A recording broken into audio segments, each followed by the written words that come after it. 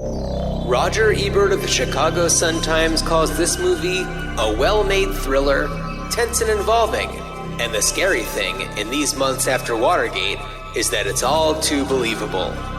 Chris Pettit of Time Out says, the action rarely falters, and at its best, the film offers an intriguing slice of neo-Hitchcock. And Letterboxd user Superpulse calls it a movie about sinister forces at work in the CIA with big scenes set at the World Trade Center and in a Ford Bronco. It's like the nexus of all conspiracy theories. On this episode of Ruined Childhoods, we decide the fate of 3 Days of the Condor.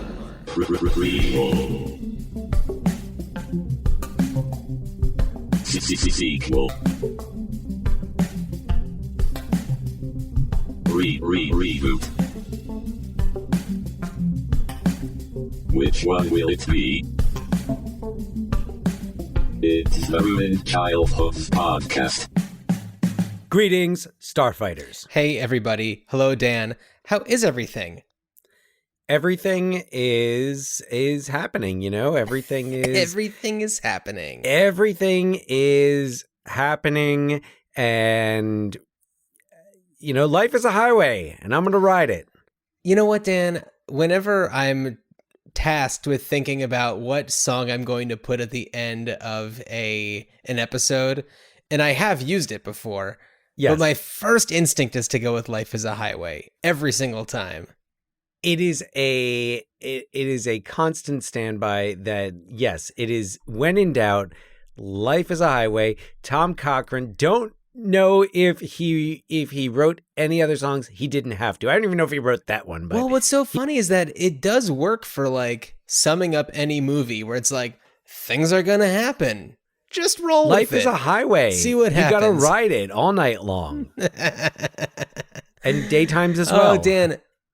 So I have a couple of things that I want to bring up as we are on the heels of the intro.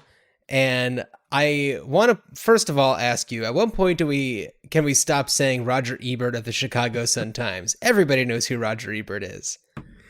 Yeah, you know what? I'm going to go ahead. I'm going to speak on behalf of the listeners, the Starfighters, the Squadron. Yeah, and it's the Roger Ebert. That's it. I'm going to say we can just say Roger Ebert. Are there any, who else? Like Pauline Kael. Does Pauline Kael do we need to? I don't know. I know it's like Roger Ebert is kind of, Roger Ebert. Was Roger Ebert really like the first kind of like mainstream celebrity film critic? Well, I mean, he was doing it, you know, he's been at it for a long time. Yeah. I mean, this is for 3 Days of the Condor. That was a very current review, right? That he was giving. I mean, and of course his partnership, entertainment wise with Gene Siskel, of course, is legendary. And you know, you've got your Leonard Maltin. Your Gene Shalit. Gene Shalit. We haven't had any Gene Shalit coming up. I don't think that his reviews end up on Rotten Tomatoes, where we source most of these, or if that they are archived on Letterboxd. Right. I'm thinking of all of the critics that were it was all of the big mainstream critics growing up. That it was like, okay. Well, they like Leonard Maltin of Entertainment Tonight recommended it. Yeah, and Leonard Maltin also of all of the Leonard Maltin books, and Leonard Maltin of Gremlins 2. That's right. His screen debut, I believe. I don't know if he's ended up in other things as himself. I don't know. I mean, look, if not, that's such a fantastic cameo. If you're going to have like one screen appearance. Yeah. And I would pick that one. And also Leonard Maltin himself just sounds like a really decent, fun guy. He's still active. He's been, doing things with his daughter, Jessie Maltin. I think they have a podcast together, among other things they've got cooking. So, I'm glad that he's still doing his thing. Maltin and talking. I think it's Maltin at the movies, something like that. Of course. Maltin and talking. The other thing that I want to mention is that it's interesting that we have, Roger Ebert reflecting on the movie at its release, really speaking to the, the reality of the Watergate scandal as it relates to this movie that has just come out. And then we have somebody on Letterboxd who's speaking about things in a modern day from a modern day perspective. And of course, we'll talk about it as we get into 3 Days of the Condor, talking about the World Trade Center, which plays heavily in this movie. But yeah, pretty fascinating.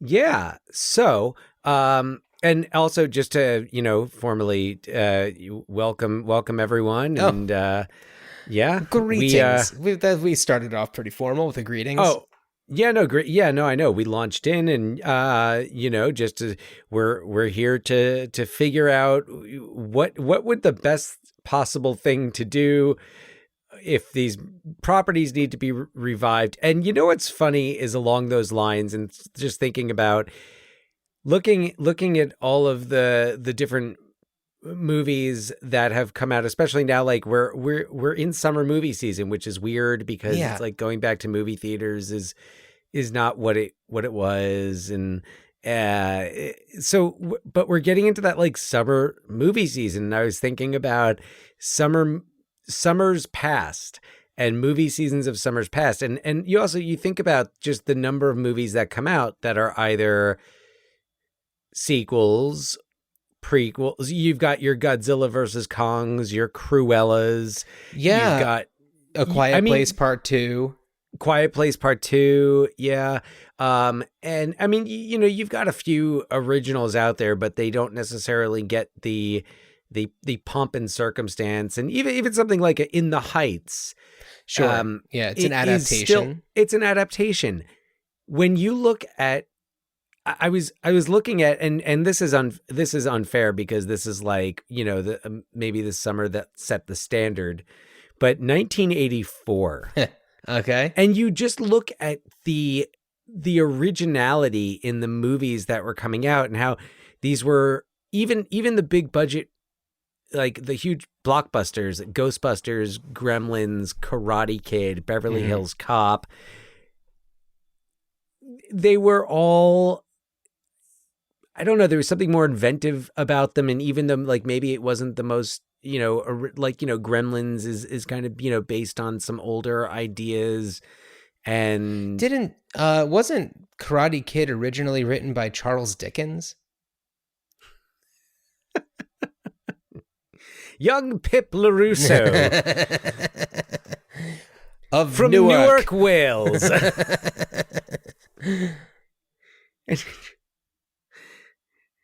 I hate this bicycle. Okay, moving on. So 84, yeah, we've got a lot of original. I'm just thinking about like all I mean, if you look at the sequels that came out that year, it was, and I know Muppets Take Manhattan. The Muppets movies don't build off of one each other. I don't. They're think all of them standalone. Yeah. So Muppets Take Manhattan came out summer 84, but I don't count that. The sequels that were coming out were like, there was a Friday the 13th sequel. Mm-hmm. Star Trek 3. Okay. Search for Spock. And I feel like there was like maybe one more movie that I came across that came out that summer that was a sequel. Okay. And I can't, and I don't think it was anything very, it was back when your franchises were pretty much just like Star Trek and horror movies. Sure. So this was even like at that point, Star Wars was Indiana Jones and the Temple of Doom. Hello. Right. Yeah. That was a prequel actually. Right. That prequel to Raiders of the Lost Ark. And, of course, here we are. It's 2021 and in production. We've got pictures floating around the internet of Harrison Ford in the Indy costume. And may I just say, I recently watched Expendables 3. Okay. Watched is a loose term for it, but I recently had Expendables 3 on. Harrison Ford is having so much fun, or at least he's looking like he's having so much fun compared with anything he's done in the last 15 years. He even has a line where he talks about he's like flying a helicopter. He's like, I haven't had this much fun in years. No. Well, I can tell Harrison. It feels so good. As somebody who is the parent to an almost 4-year-old who really loves the movie The Secret Life of Pets 2, in which Harrison Ford plays a dog named Rooster, he's really, he's putting in the time. He's putting in the work on that one. I think Harrison Ford might have more fun doing like animation and right. and voiceover because and it's a lot of work. I mean, sure. I read 10 pages of Harry Potter and the Prisoner of Azkaban to my daughter before coming down to record this. I was like spent after reading 10 pages of it. So it's not that it's not hard work, but it's like, you show up in sweatpants and it's like you could like voiceover artists. I'm sure they were affected by all the COVID related shutdowns, but by that stage in the game, voiceover artists have have home studios and they're recording a lot of people at home, have been figuring it out. So it's like they're working, and the rest of us just got to kind of sort of half experience what they get. I mean, yeah, you don't have to unless they're shooting like a behind the scenes featurette that day, right? Yeah. Then you probably have to dress up. Yeah. A little bit. So before we get into 3 Days of the Condor, I want to talk about a couple of news bits that I saw floating around. Dan, did you hear about the movie that Rob Zombie is allegedly working on? Oh, wait, what is it again? Yes, I heard about this and I'm blanking. He's doing a Munsters movie. Yes. Okay. I knew it was something. I was like, in my brain, it was wanting to say Beetlejuice, and I knew that wasn't it. No, but yeah, Munsters. I'm so curious to see how this is going to take shape. I love that Rob Zombie is doing it. He definitely has a style, and the Munsters is a goofy 60s, maybe even 50s sitcom. That. It's just about this family of essentially the universal monsters. And I am so curious to see what he's going to do with it. I'd have to say, and I always enjoyed watching reruns of the Munsters growing up. Always thought that was a fun show. Love, Fred Gwynn, Yvonne DiCarlo, and of course, Grandpa Al Lewis. And the Rob Zombie, and I don't know if it was like like he was chosen for it or he was like, I've got an idea for a Monsters movie. I'm gonna make it.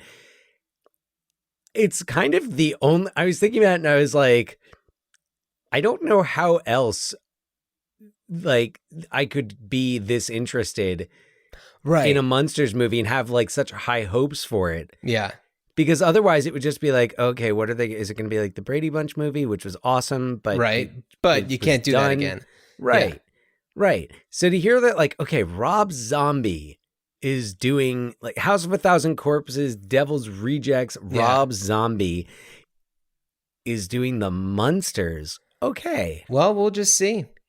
I'm looking forward to finding out. I mean, he's definitely got a sense of humor, and who knows how Rob Zombie-ish it's going to end up being.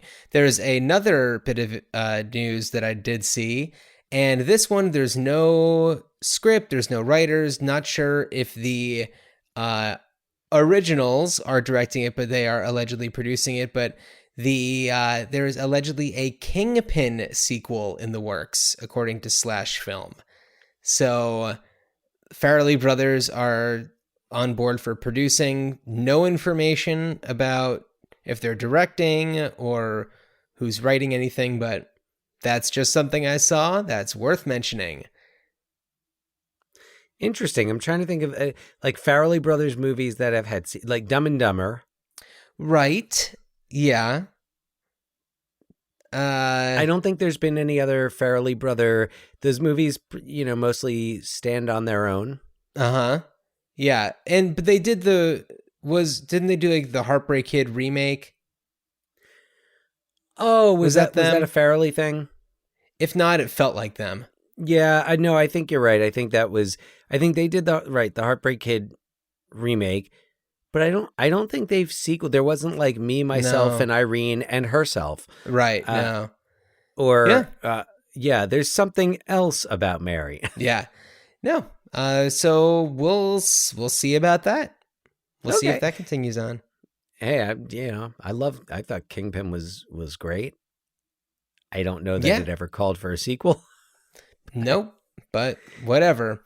So Dan, anything that you want to talk about before we move on to 3 Days of the Condor, or maybe something about Serial Mom or the John Waters verse? Oh no, but you know what? Now that you mentioned the John Waters verse, that's something that just sounds like, well, I guess Baltimore is the John Waters verse, right? Yeah.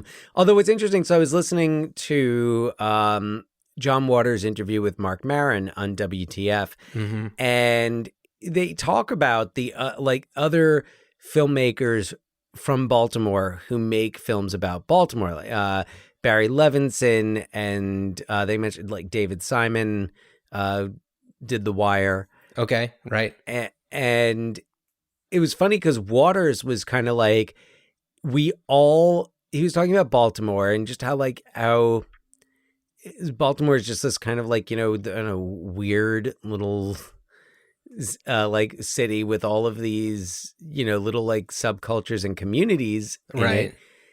And it made me think of like maybe the Baltimore verse. So I'm like, I would just be, I don't think I would ever want to do anything with this, but I'm just like imagine watching the scenes in Diner and Divine comes in and right sits down at a booth or yeah. I think it would be interesting to kind of to do almost like a Baltimore film festival and say like, sure. Okay, well, what are we, and not just the movies, but like, okay, so what is this showing? Like, what's the reality in Baltimore that we're seeing here?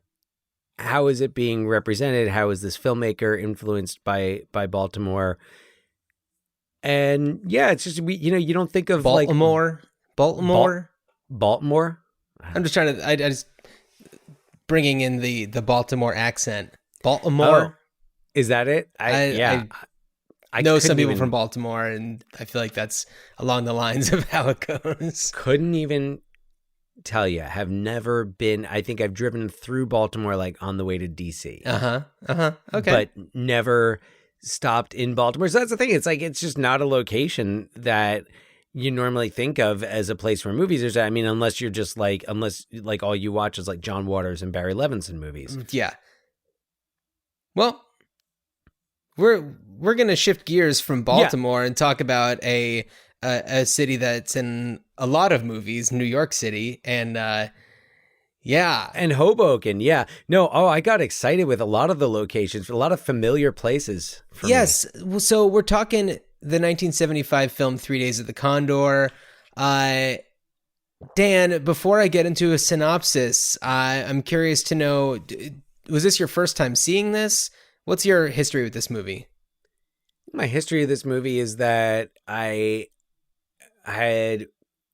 think I tried to watch it once, and as I do frequently when I start a movie past like 6 p.m., like nodded off and never really went back to finish it. So this was my first time really like watching it. How about you? I had seen it for the first time maybe a couple months ago, and I really loved it. It's a movie that, I've heard the title before, bopped around a bunch. Robert Redford movies, that I feel like that kind of happens where, when it's an actor that's that big, you hear the names of their movies just in a list. And 3 Days of the Condor is one that I never really knew about or knew much about. And then, I mean, I definitely like espionage movies, CIA stuff. I find that stuff pretty fascinating, conspiracy theory type stuff. If it's not taking itself too seriously, I enjoy it. And, this was really enjoyable. It's kind of like a precursor to like the Jack Ryan movies, a low-level CIA person who stumbles upon something pretty big and gets really involved. Mm-hmm. And it's cool. And I'm trying to remember, was this the first time that Robert Redford ever played a CIA agent? I don't know. I'm trying to be. I mean, Robert Redford has played so many CIA or former CIA or doing things with the CIA. So I'm just trying to go down a mental list. What was the one called he did with Brad Pitt? Is that Spy Game? Yeah, Spy Game. Yeah. Captain America Winter Soldier, which I forget if he was CIA in that. Was he CIA? Or? I think that it's actually S.H.I.E.L.D. But Captain America Winter Soldier, which I watched the other night because of this movie, it was very heavily inspired thematically from 3 Days of the Condor, and of course features Robert Redford on the other side of things. And that movie is about this organization within an organization, and that's very much what 3 Days of the Condor is about. Actually, I'm just going to launch into a little... Yeah. I just have a short synopsis for this one. When Joe Turner, a.k.a. codename Condor, a book reader for the CIA, finds his entire office filled with dead colleagues, he finds himself on a mission to figure out why. Not trusting anyone, he enlists the help of a stranger to give him a place to lay low, but their forced arrangement evolves into a partnership on the streets and in the sheets. Using tactics he read about in books, Joe manages to uncover a group within the CIA and gets ahead of them at every move. So that's all I got for that one. So Joseph Turner is played by Robert Redford. Kathy Hale is Faye Dunaway. Higgins, who is the CIA, I don't know what his official position is, but he's kind of Joe's like CIA contact who's kind of, you don't know if he's a good guy or a bad guy kind of a situation. He's the deputy director of the New York division. Gotcha. Okay. So that's Cliff Robertson and his hair, which is pretty wild in this movie. Yeah. Max von Sydow plays Gilbert, and a freelance assassin, a hitman, who's excellent. I love him in this. He's so good. You've got a lot of really, really strong actors in this. John Houseman. Who else was there? There was Addison Powell as Leonard Atwood. It's a strong cast, and it's definitely like that mid-70s like espionage conspiracy type movie that I really enjoy. And it moves. It's not like, I thought that I would have fallen asleep during this movie easily, but it really, really moves. Yeah, it absolutely moves, and it's really directed by Sidney Pollack. Mm-hmm. And it's really, it's intense. There's moments where the suspense builds, and the way that they do it is so like 70s thriller. And it's comparable, speaking of Watergate and Robert Redford, to All the President's Men. Right, which you did right after this. Yeah. So it was a really, it's just a well done, well told story, and they build the suspense. It's not necessarily a keep you guessing type thing. It's more of just a what is gonna happen next, and like what kind of trouble are they gonna get into now.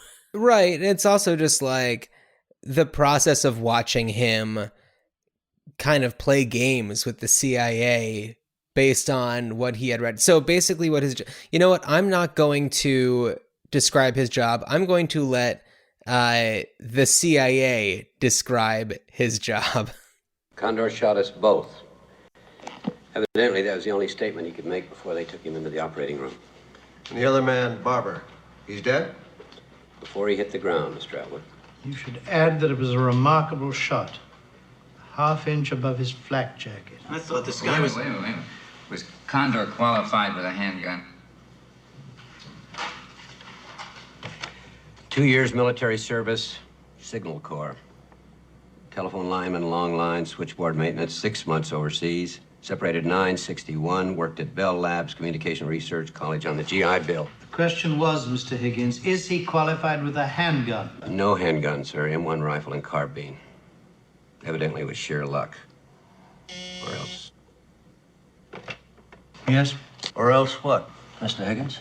Miss Condor isn't the man his file says he is. Then where did he learn evasive moves? He reads. What the hell does that mean? It means, sir, that he reads everything. I don't understand. Yes. Very good. This operation's got anything? Absolutely nothing, sir.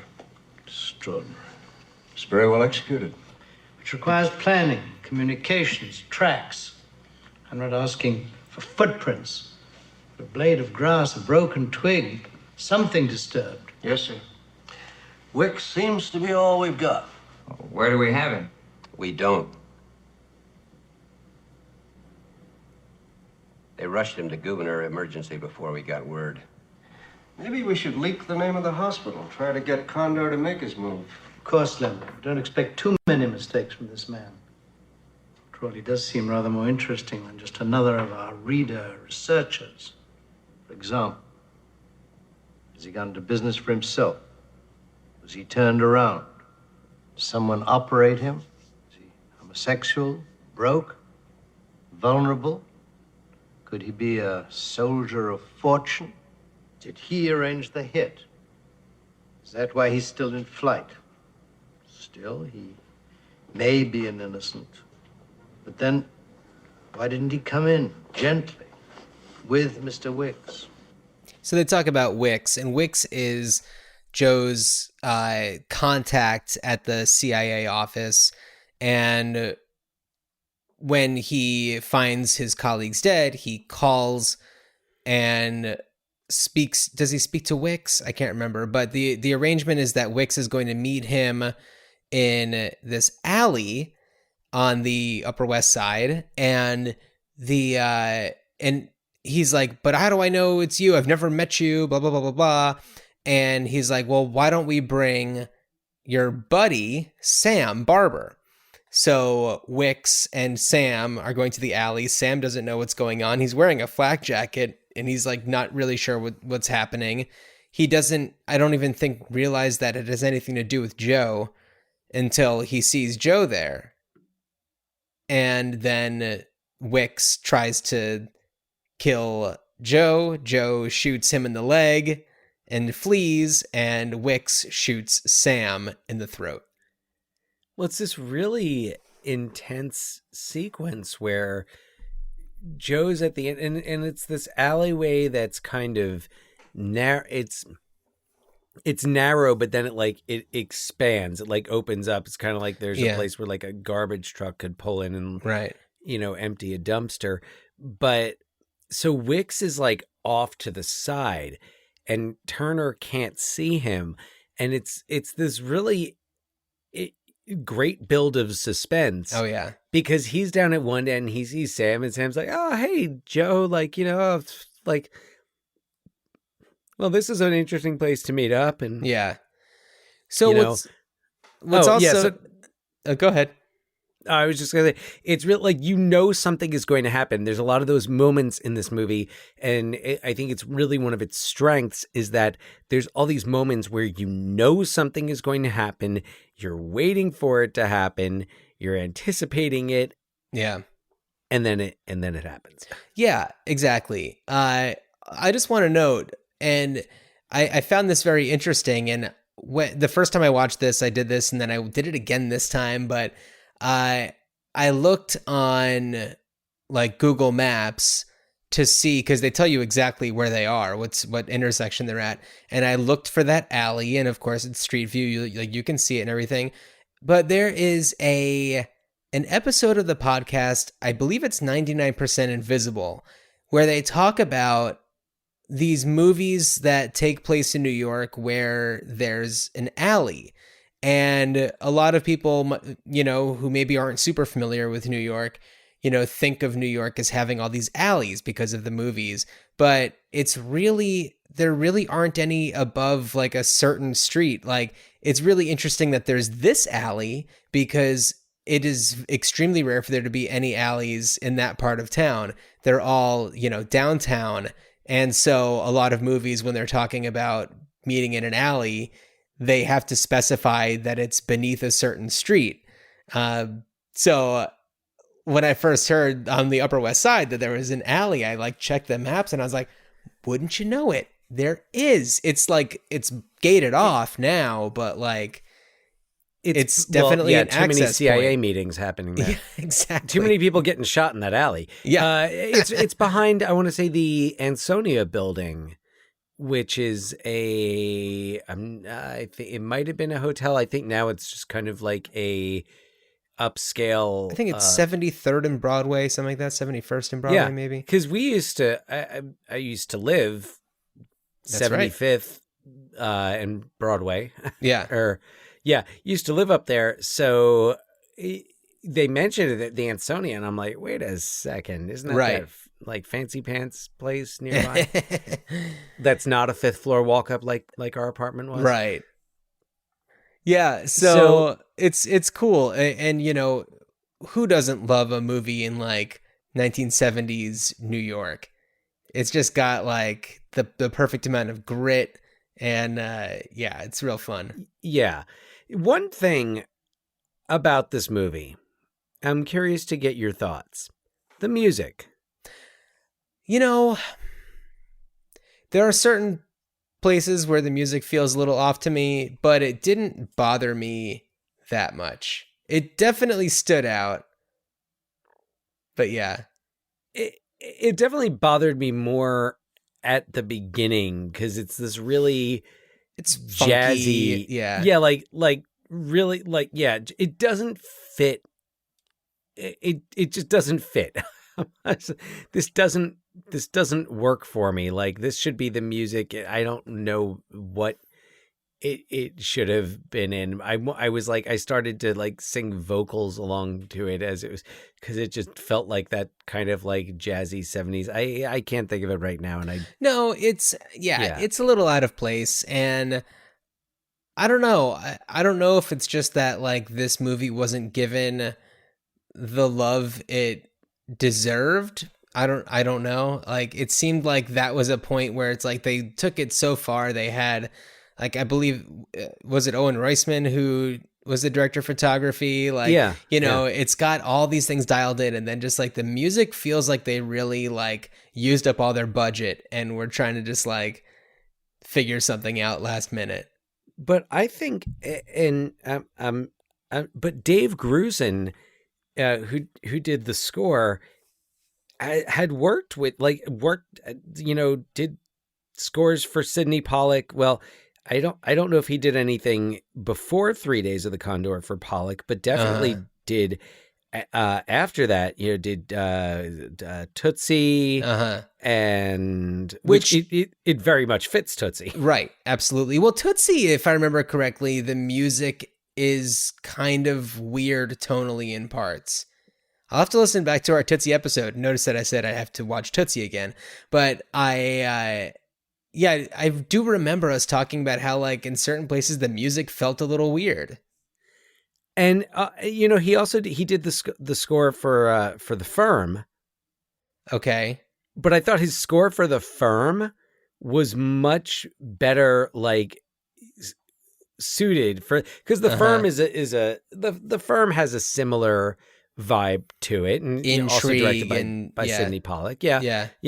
Someone finding out, discovering all these secrets. And, sure. Yeah. I don't know.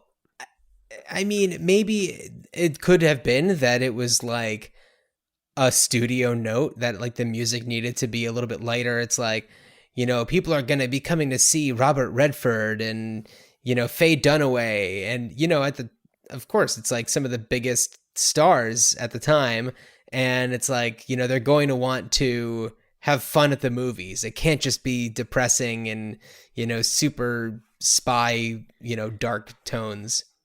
Philip Glass will not be doing the score for this film. Yeah, so I mean, you have to remember a lot of those decisions are made by the studios, and sometimes you just have to do what they say. But yeah, it could have been a studio thing. Yeah, it could have been. Yeah, so but it's a good it's a good movie, right? And the music doesn't it just kind of it threw me off a little bit at the beginning, but Right. it definitely isn't as intrusive later on. So Right.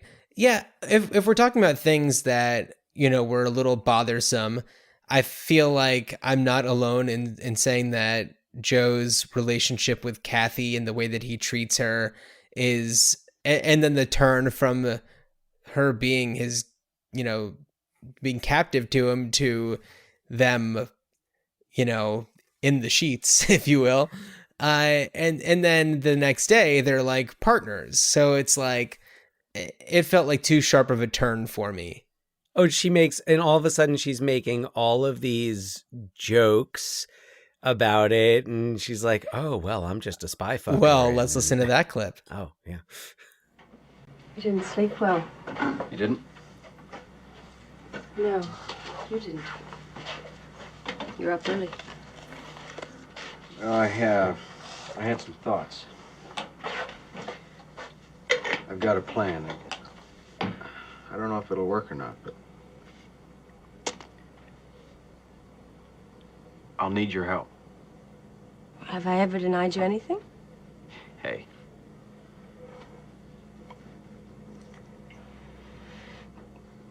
When things quiet down, you're really a very sweet man to be with. You had bad dreams. Talked in your sleep. What did I say? Who's Janice?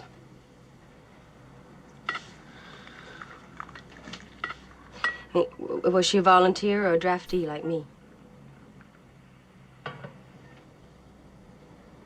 She was a friend. She's dead.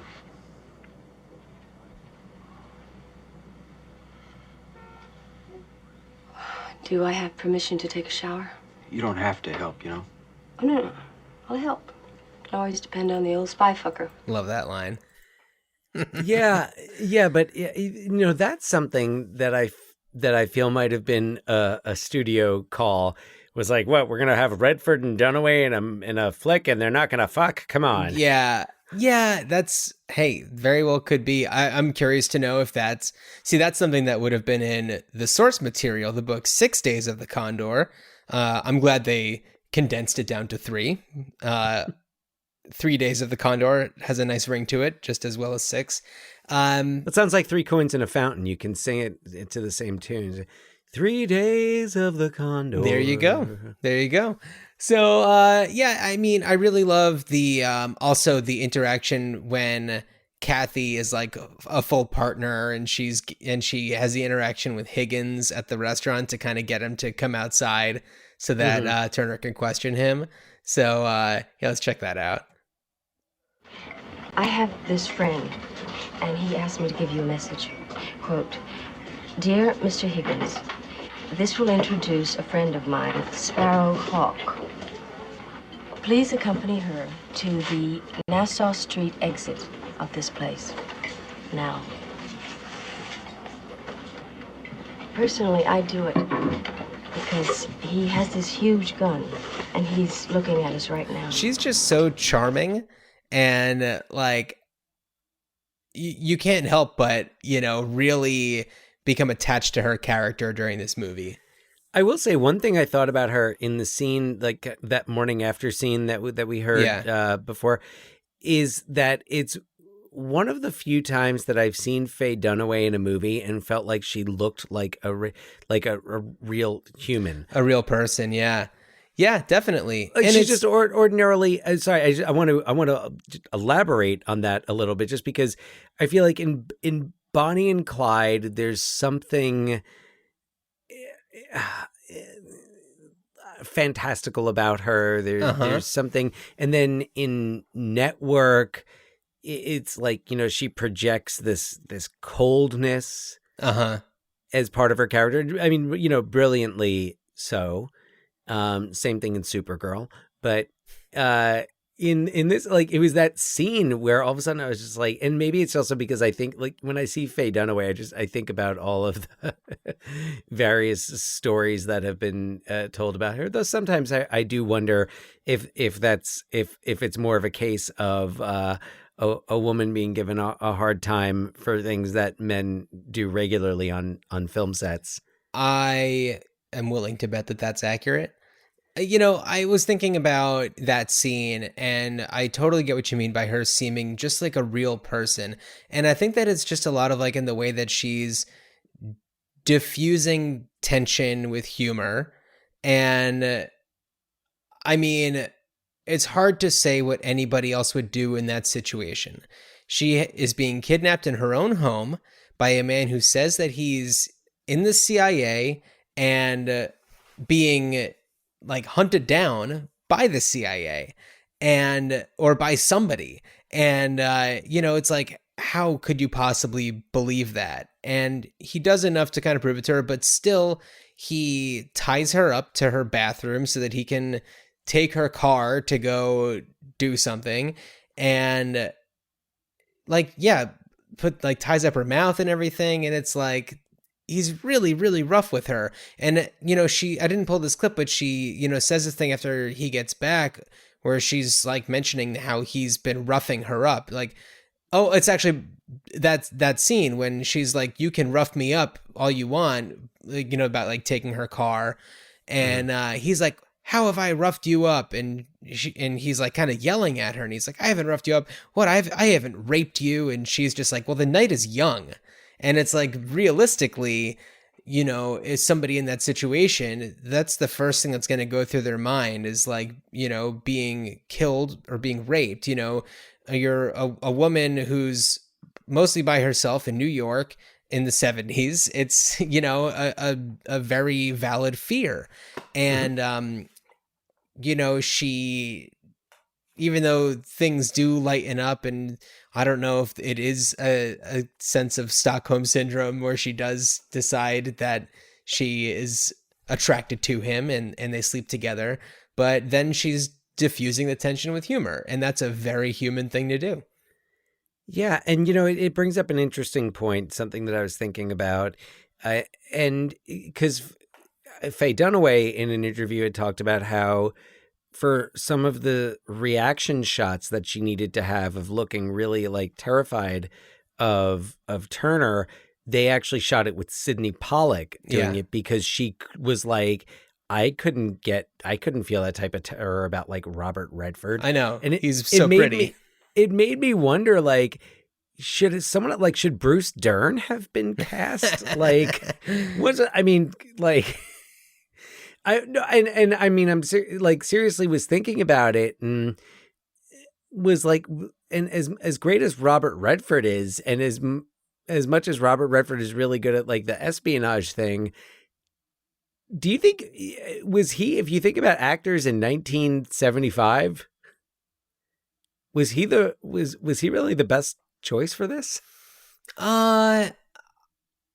So I don't necessarily think so. And I feel this way a little bit about some other like Robert Redford roles where it's like, he definitely has a leg up on a lot of other actors because he's really pretty. And he does a great job.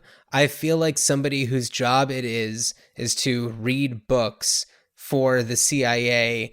I don't necessarily picture somebody like him.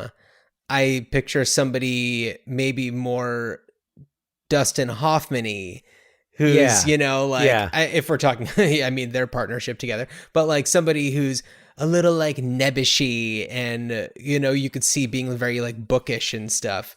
Well, and also I feel like someone like Dustin Hoffman, because that's who I have written down. And I'm also thinking of Marathon Man, which is like the same year.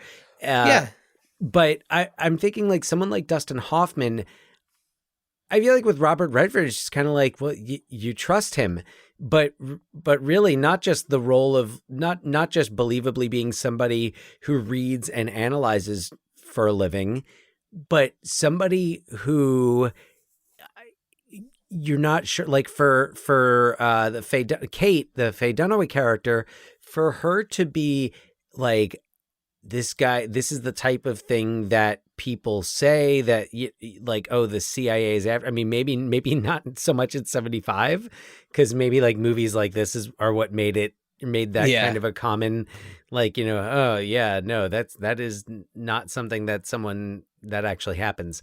Right. But I was thinking about like a Hoffman, especially like that, mid 70s, Hoffman in a panicked, paranoid state. Yeah.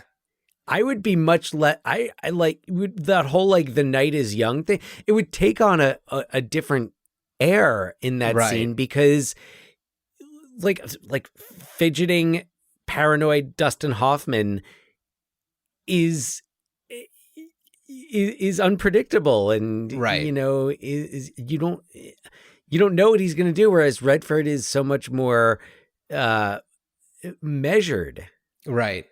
Well, yes. And I feel like in the times where he has to be really firm, it doesn't come across very as naturally as he is when he is being like gentle and kind and methodical, when he's being more forceful, it definitely feels forced. So, I don't know. By the way, Dan, you mentioned you were talking about Faye Dunaway's character and you called her Kate. Her name is Kathy. And the way I like to think about it is she's Kathy, he's Turner. They're Kathleen Turner. Oh my. Well, they're serial mom. Well, in Kathleen Turner, honestly, was what made me think twice about Faye Dunaway being difficult on set, because I was reading an interview with Kathleen Turner.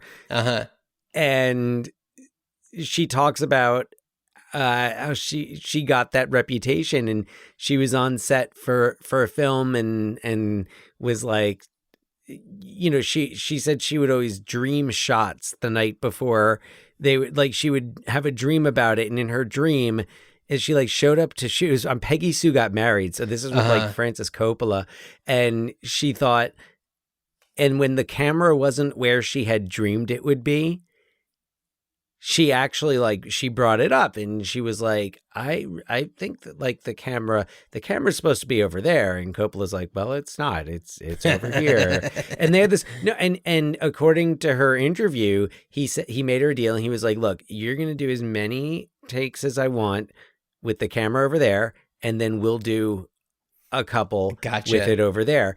And according to the interview, what they used in the film was from her camera angle. Really? She picked. Yeah. And she made that point of saying, like if it was like Jack Nicholson on set, and because also she was also talking in comparison to like Nicolas Cage, who basically did whatever he wanted on the set of that. Nepotism. But she, she makes the point that it's like, if a male actor had done that, especially like, a star, right, they wouldn't, it would have been, it would have been taken differently. Yes. And that's just systemic justice for misogyny. Kathleen Turner. Yeah. Justice for Kathleen Turner. There's, I'm sure, thousands of stories of actresses. And Faye Dunaway. And Faye Dunaway and, Katherine Heigl, like all the actresses that you hear, like these stories about, you just have to question how much of this is just because they're women. Yeah. Yeah. Yeah. So yeah. So, but she's fine in this. It's Redford who we have I think that Faye Dunaway is really great in this. I like her so much. She just feels very authentic, as we were saying before. And you know what? Here's a little bit of Turner questioning Higgins in the car, where he is a little bit more forceful. This comes right after Kathy brings Higgins out of the restaurant that we heard before. They could be DFing us if the outer transmitter hidden somewhere in your clothes. What's this? DF, huh? You do read everything, don't you? This is no goddamn book. Somebody or something is rotten in the company. You never complained till yesterday. You didn't start killing my friends till yesterday. Who's she? Who hit the Lit Society? We had a big meeting about that. Your name came up. 5 Continents Import. Ring a bell? Where'd you get that? The mailman. Mailman? The one you sent. You know, the one with the uniform, cute little leather pouch, automatic gun. You never used mailman. Would you also happen to be familiar with a very tall gentleman, about 6'4", blonde hair, strong like a farmer, not American, accent, country, near Germany, maybe Alsace-Lorraine? So you hear the music changing there. That's because it's going to this shot of Max von Sydow in his like hotel room painting miniature figurines, and he's this hitman. And I do like how they have how the editing works out in a lot of those scenes where you still hear them talking in the previous scene about something, and then you see the visual of that person in, you know, a very different type of setting than you would imagine them in. So yeah, I really like that way to kind of bring it over to Joubert, Max von Sydow's character. Yeah, yes. Strong like a farmer. Yeah. He's really wonderful. Like I said before, I love him in this movie. I think that pour one out. That he's definitely one that we will miss for sure. He's kind of just been around and seemingly very old for such a long time, and does it well. Although this is, I feel like, the youngest I remember really seeing him, because even when, like in The Exorcist, he's dressed old. Yeah, no, yeah. he's playing older in The Exorcist. Yeah, definitely. And I also have to say, I really enjoyed John Houseman. Yeah, John Houseman's great. And he's got one of my Wabash. favorite lines in this movie. And it's where they're talking about he's referencing something that happened after World War I. And he's talking about how and he talks about how they were just called it the Great War. And he said it was before we knew enough to number them. Right. Yeah. That line hit me. I was like, oh man. Because it's also this moment of like, you've got this guy who's like this cold, like intelligence right higher up, and you're kind of not sure what to make of him for most of it. I mean, he does tell them, like, just get rid of Turner. Right. But, and then he has this line that is like, he's like, this guy's maybe not a war hawk so much. And maybe like he actually is in this business to keep peace because he's experienced the horrors of war. Yeah. But love John. Was John Houseman, was he the driving instructor in The Naked Gun? Let's see. I have his filmography pulled up. That'd be really weird if it was. I feel like he definitely, like, that's got to be him. I'm just imagining him like, that's him. Make the next turn, Stephanie. That's him. Yeah. Extend your arm. The middle finger. Yeah. That's amazing. That's so I good. love that John Houseman did that. And man, The Paper Chase, if you've never seen The Paper Chase. You know what? I haven't seen that. Check that out. It's a good movie. Yeah. So, I mean, we could really go into more of the nitty gritty, but basically he discovers that there's a CIA within the CIA, and some people know about it, some people don't. He manages to track down the guy who's heading it up and discovers that it's all about oil in the Middle East. Mm-hmm. So, to give a little bit more information, the reason why all of his colleagues got killed, and he was supposed to get killed, is because he found in a book a passage that he had like essentially scanned into this machine that analyzes to see if it like cross-references any actual active like CIA codes and missions and things like that. So he submitted a report.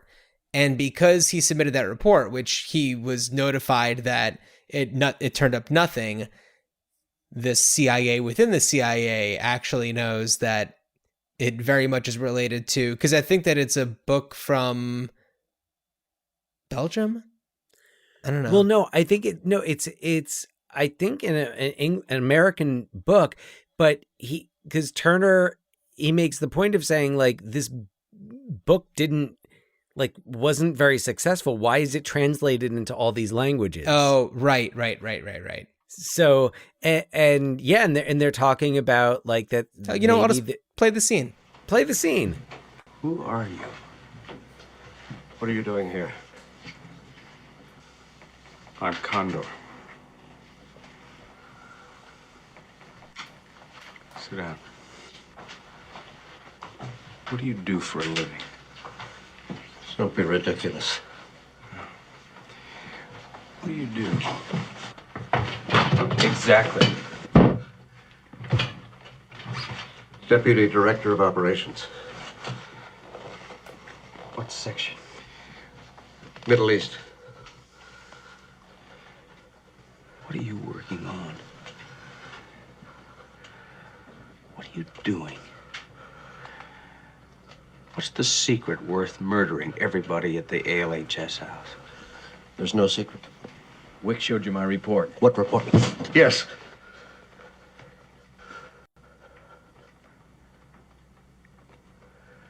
It was your network I turned up.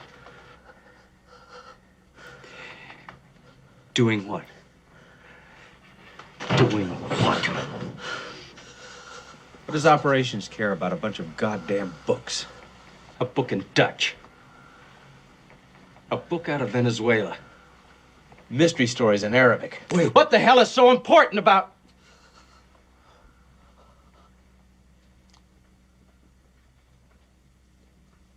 Oil fields.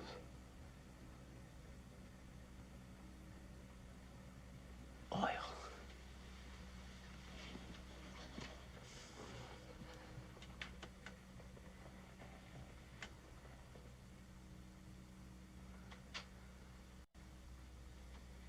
That's it, isn't it?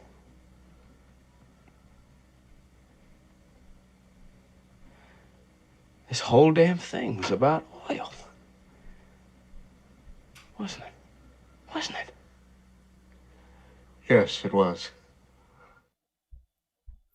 Yeah, so it's Reliance interesting to on see fossil fuels. Dangerous. It's interesting to see him, work out everything in his head in real time. There's a lot of moments where that kind of happens, where he kind of like pieces things together on camera. And I'm glad you mentioned that, because as I was watching that scene and thinking back to the music, the suspense and just movies from like the 1970s and I mean not just the 1970s, but compared to now, the silence. Right. Yeah. And we're allowed to, as the audience, it's kind of like we're being trusted to that we're invested and we're following along as well. And that maybe, I mean, I don't know. I don't see how anyone could be putting that together in the audience. But what do I know? I'm not an intelligence officer. Right. But that's something an intelligence officer would say. So it's I love that, and I appreciate that about it, and that we're given these moments of silence. Right. Yeah. Yeah, that's something that we're missing a lot these days. Yeah. So speaking of these days, Dan, what would you do with a movie like this? What would I do with a movie like this? Well, I was thinking of a series, and now there has already been a series adapted from it called Condor, and it starred, I don't know that it's still in production. I think it was like 2015. Okay. And it so it was for audience like the audience network. Oh. So okay. It was called Condor, and where Joe Turner was played by Max Irons. Okay. son of Jeremy. And yeah, so it was basically a remake, and they did one season because not the show didn't get canceled, audience got canceled. Yeah, that makes more sense. There was a second season that premiered premiered June 9th, 2020. So oh wow, a year ago. Yeah, the day we're recording this. We're recording this on June 20 on it looks like European Irish an Irish network interesting. RTE2 and See More Entertainment. Okay.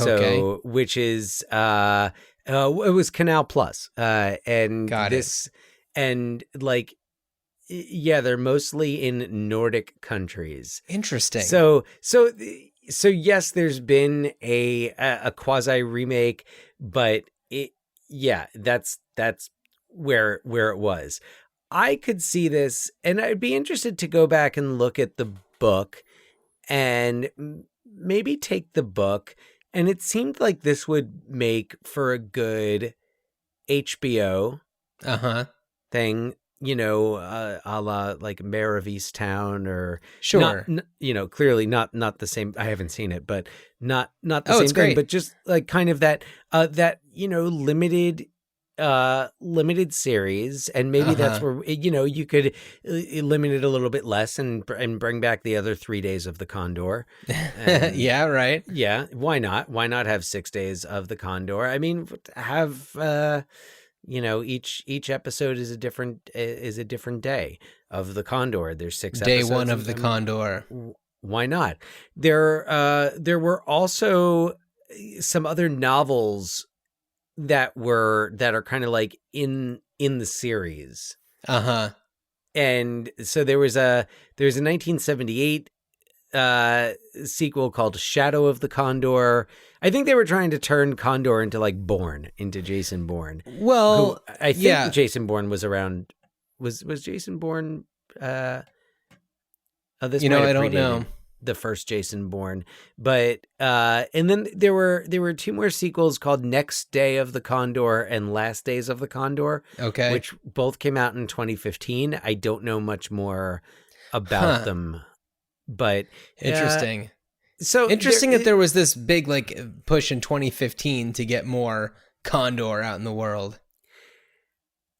Yeah, you know, I mean, it had been you know, a good 40 years, you know, without 40 years of the you know, it's a lot of years of the Condor that are unaccounted for. So there you go. We need to do that. But yeah, I couldn't really think of much else. I feel like to remake it as a film, it just it doesn't fit in today's like cinematic landscape, which I feel like the cinematic landscape of 2021 is like all on it's either all on one end of the spectrum with your franchises, your big like action franchises, and then there's the other end of the spectrum where it's like your Nomadland and Parasite and I don't want to say Oscar bait, but just movies that are you know, more original and not big. We don't have big blockbusters that are like. Well, also, this movie came out in 1975. It's in the wake of Watergate. It's in response to Watergate. And luckily, we are living in a time right now where, you know, the mistrust of the government is kind of on the side that isn't quite making movies, if you know what I mean. Yeah. So it's a different political landscape, so that it wouldn't quite make as much sense, at least in America, to do something these days. Well, and the other thing is, I don't think I would update it. Like I would I would set it in the 70s if I was going to do, you know, an HBO, you know, miniseries, 6 Days of the Condor. Right. But also it doesn't have anything to do so much with the time that you're setting the piece. It's the time that you're releasing it, because a movie like this was really trying to say something about the government at that time. And, even releasing something right now just doesn't send the same message. No. Because, when you watch these things, you're aware of the context. You're aware of like what's going on in the world. And that was kind of in vogue at the time to really be, challenging the government. Well, and also at that time, I'm pretty sure that the general public was all getting their news from the same, like one of three sources, right? That were all that, and those news sources were not going for ratings. This was, public network news, part of their, responsibility for having access to the airwaves, providing factual news. And it wasn't anchor people, exerting their views on it. It was anchor people just, delivering the news. It was why it was such a big deal when Walter Cronkite showed emotion after Kennedy's death, was because reporters, that wasn't supposed to be. Now it's, now journalism is more of a, it's more emotional involvement. Well, Dan, you're also forgetting about the scene in 3 Days of the Condor where he's watching the news, and it is fake news. It is said that Wicks and Sam were working for an insurance company. Fake news. Right, yes, but at least the same fake news was on every news channel. It wasn't like that's true. CBS was like they work for this and then playing around. Yeah. No. I mean, that's the thing is, it's not. I'm sure there was still manipulation of the media, but it wasn't like now. Depending on where you get your news and information from, you could be believing a totally different set of facts. Just because of like cable news can do that, or that's where we are. And then it was different, more in the consistency of the news. So everybody, the general public, basically got the same facts, right? Whether or not they were facts. Yeah. So what would you do? Well, musical. I know. No, not musical. I was kind of in the same boat that you were, where it's like, yes, there were these series that happened and more, because another thing I was thinking is like, I don't know, a continuation of the character in novels, but that's already been done. So I think that just a graphic novel interpretation of this story, I think would be really entertaining. Stylistically, there's so much going on here that I feel a graphic artist would have a lot of fun with, especially keeping it in that time. Could also draw Turner to not be Robert Redford. Well, or keep it as Robert Redford. Maybe a hybrid Redford Hoffman. Oh boy, like kind of like a Brundlefly of. Oh geez, Brundlefly. Oh my God. That took me a second. Yes, if you put Robert Redford and Dustin Hoffman in 1975 in the machine from The Fly, what would you get? Which, by the way, talk about somebody else who would have been a great Joe Turner, maybe not quite like that far back, Jeff Goldblum. He would have made an interesting, let's see, has he ever done any kind of like, mystery, thriller kind of thing? I'm trying to think. He must have, at some point, he's been in so many things. He's been in so many things, yeah. But anyway, I don't know. That's all I got. The graphic novel I think would be kind of cool. Just because I love the style of this all, and then in a graphic novel, you don't have to worry about the music. So there's that. You could, play whatever. You could play the score from The Firm while you're reading it. You absolutely could. Yeah, absolutely. So, Dan, do you want to tell everyone what we're going to be doing in our next episode of Ruined Childhoods?